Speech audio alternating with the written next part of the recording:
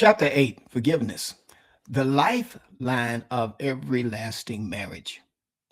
Let me say this right from the beginning.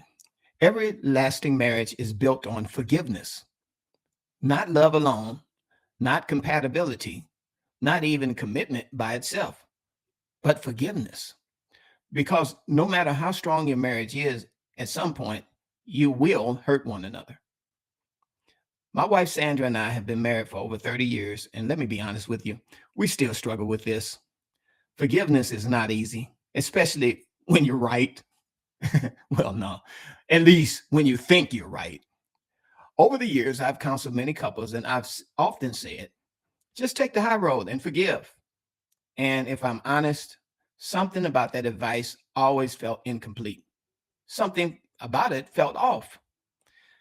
Here's why. To forgive without understanding often leads to resentment. You may say the words, I forgive you, but deep inside, you still are asking, why did they do this to me? And when the answer, or there is no answer, the wound stays open. One of the most powerful insights that has helped me to understand this are the words of Jesus on the cross. He said, Father, forgive them, for they know not what they're doing. Think about that. Jesus connected forgiveness to a lack of understanding. In other words, sometimes people hurt you because they don't understand what they are doing fully. And here's the key I want you to catch. You cannot fully forgive what you do not seek to understand, because it's much harder to forgive someone when you don't understand why they did what they did. I've learned something in my own marriage, and I feel I need to pass it on to you. When Sandra has done something to me that I'm offended by, instead of reacting immediately, I go to God and I ask, Lord, help me to have wisdom about this. And you know what I discovered?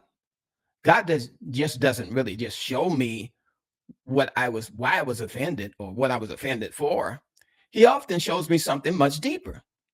He helps me to see what I may have missed, how she may have felt, and sometimes how I may have contributed to the situation myself.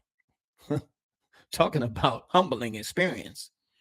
The Bible gives us powerful instructions, especially for husbands. Husbands, dwell with your wife according to knowledge and understanding. That means don't just react, seek to understand. And then James tells us if any man lacks wisdom, or any person, woman or man, let them ask of God. See, that's the missing piece for many couples. We try to resolve conflict emotionally when we actually should be seeking spiritual understanding. Because once you understand, or understanding enters the picture, forgiveness becomes much easier. Not that easy, but easier. Instead of saying, I can't believe that they did that, you begin to say, maybe there's something I don't see yet. And that shifts everything.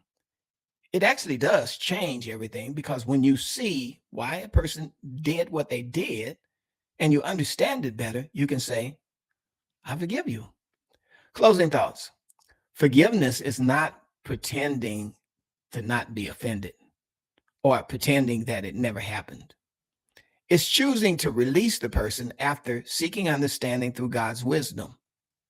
Because in every marriage, there are moments of hurt, but the couples who actually last the longest and last for eternity are the ones who do not avoid offense. They're the ones who learn how to forgive with wisdom, humility, and understanding. And when you learn to do that, forgiveness doesn't just heal the moment, it strengthens the entire relationship and you as well.